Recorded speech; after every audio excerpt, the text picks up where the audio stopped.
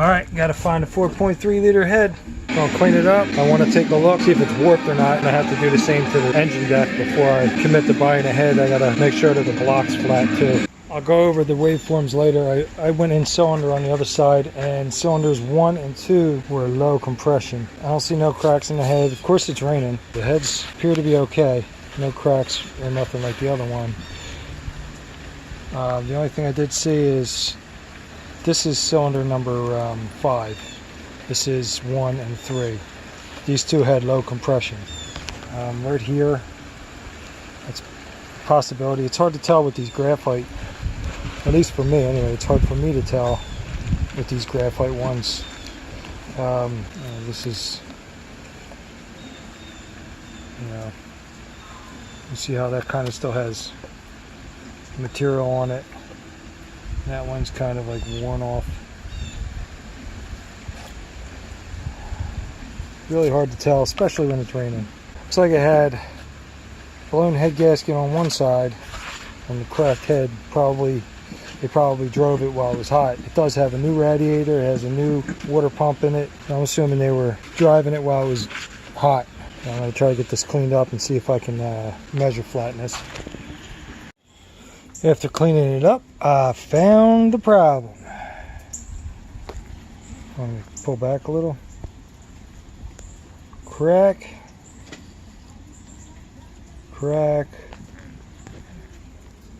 2 cracks so far. It's 2 cracks.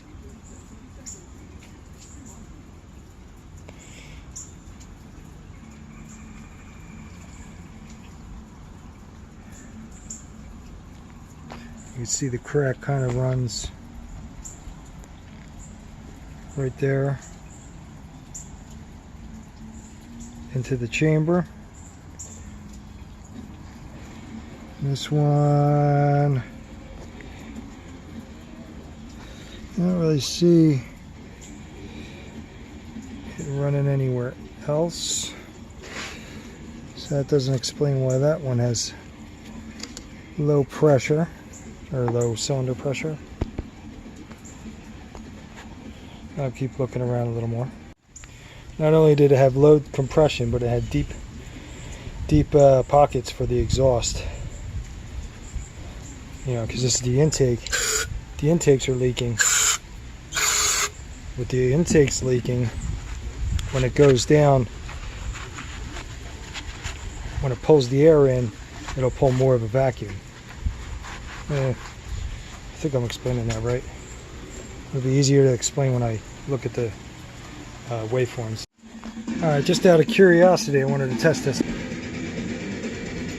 See, there's a little bit there. I don't know what it measures, but I know the spec is 4 thousandths. Put 4 thousandths there.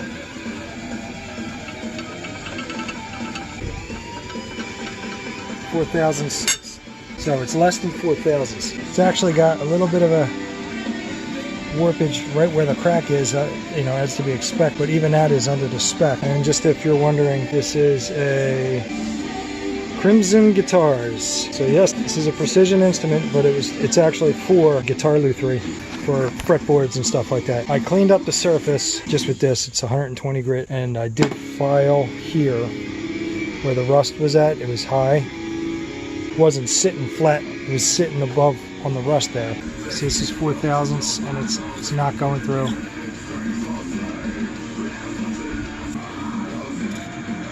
Not going through.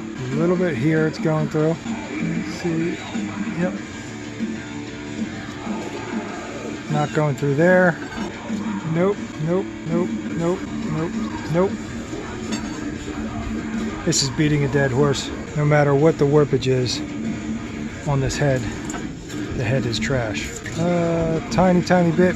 Actually, nope, yeah, tiny bit. A little bit. A little bit here.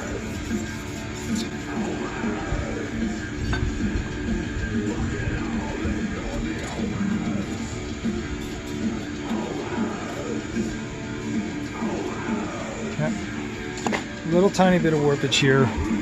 If this wasn't cracked, it could definitely be resurfaced. It's a bummer when your old tools just don't do the trick anymore. This thing just doesn't work anymore. So I saw something on the internet, so I figured, why not give it a try? It actually works. This bolt is not long enough, so it's kind of a little hairy, and my socket's cracked. Good enough to get it, just to get the stud going a little bit.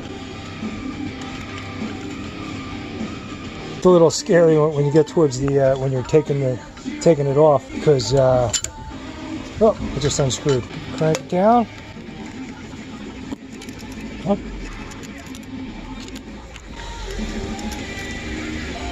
Boom. Like I said, it's a little scary at the end because there's still tension on it. Works. I just checked all the valve guides. All the valve guides are good. There's some pitting on it. I took it apart so I can lap it. This head on the intake, it did have a little bit of a leak. I figure I'm just going to take them all apart, clean them up and lap them, put the new valve guide, valve seals on it, and everything will be good. Looks like I got a vent valve here.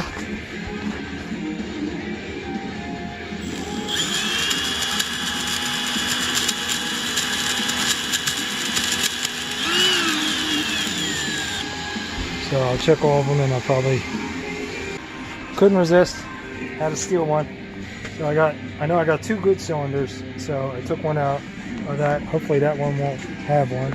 This one's back together. It looks like there was thread sealer on there, so I got to check and make sure that, you know, I got to put thread sealer. I imagine I do, because coolant runs in them section there. For right now, I just want to get the head set on there. Cleaned it up real good. Wire wheeled around where the rust was to try to get rid of as much as that as possible. I did check for flatness. Everything is flat. Well, the cylinder head's on. I got to get sealant, but damn, that's tricky. That's really hard to do. Put that head on while trying to lay on your side, and good thing it's not a V8 with an iron head. Freaking thing's heavy. At least this one came with a new one of those, because I broke the old one. I'm not saying that one works, but oh, and the manifolds, I'm going to check the manifolds tomorrow. If they're cast steel, I can fix the cracks. I can weld them up. All I got to do is put a drill on it and see what the chips look like, and then hopefully I can just repair them. And one of the good things about having the bad heads out there is I can bolt the manifolds up to it to do the welding. That way it doesn't warp on me. I don't know if I can do this one-handed.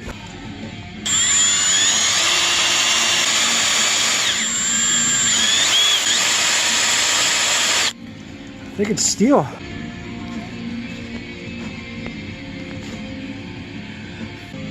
I think it's steel. I guess there's one way to know tomorrow or whenever.